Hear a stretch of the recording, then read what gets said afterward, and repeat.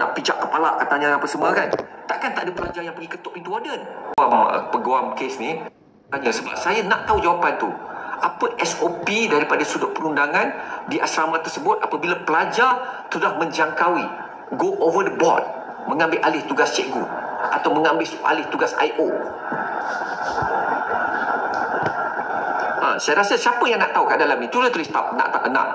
Siapa nak tahu apa SOP dan adakah satu kesalahan? Takkan tidak ada SOP ataupun dia punya house rules lah. House rule. Siapa nak tahu? Tulis nak kat sini. Saya nak tengok apa ramai nak tahu. Sebenar.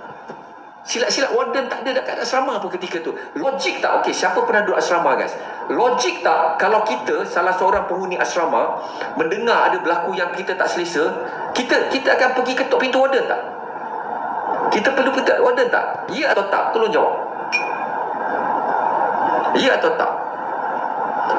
Beratus budak yang duduk kat asrama tu, takkan tak ada seorang pun pergi ketuk pintu warden.